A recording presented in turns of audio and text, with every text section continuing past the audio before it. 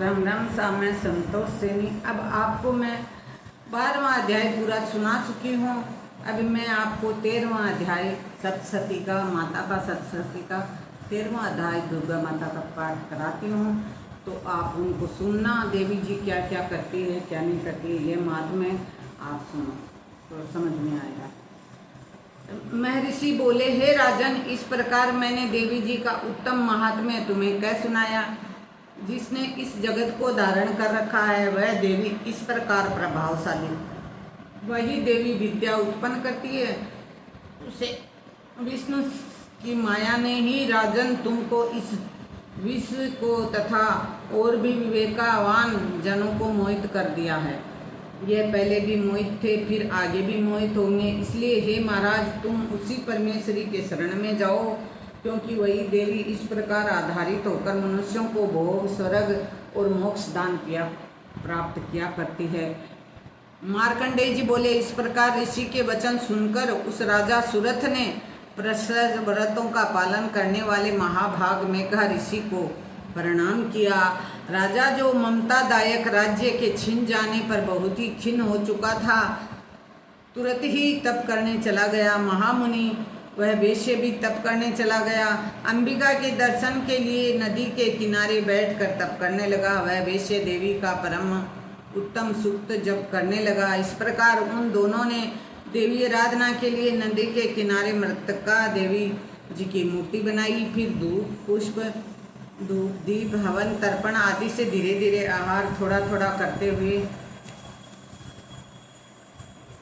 निर्हार होकर एकाग्रता से देवी जी में मन लगाकर एकचित्त होकर देवी जी की आराधना करने लगे।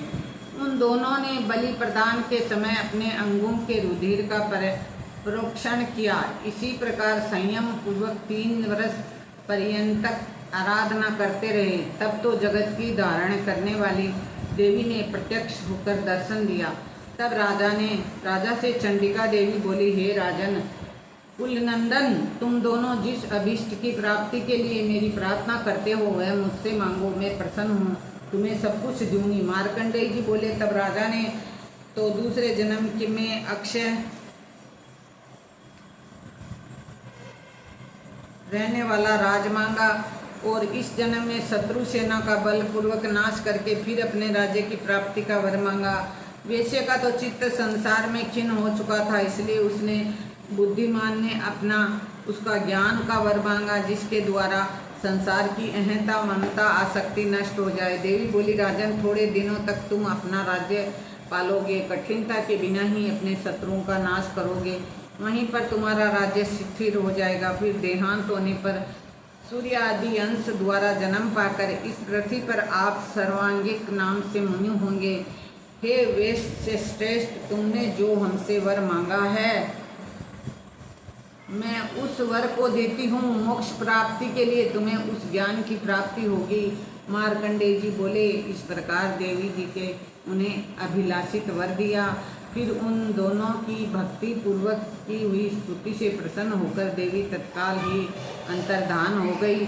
इस प्रकार क्षत्रिय श्रेष्ठ सुरथ देवी से वर पाकर फिर सूर्य से उत्पन्न होकर सर्वाणी नामक मनु होगा। जय हो चामुंडा देवी, जय हो चामुंडा देवी, जय शारदा देवी, जय शैलपुत्री, जय कात्यायनी माता, जय कुष्मांडा माता। हे माता कात्यायनी, जिसने सारे संसार को पाल रखा है, हे माता सब दुष्टों का अंत किया है, हमारी भी विनती सुना, सब सुख समृद्धि सबके घरों में हो।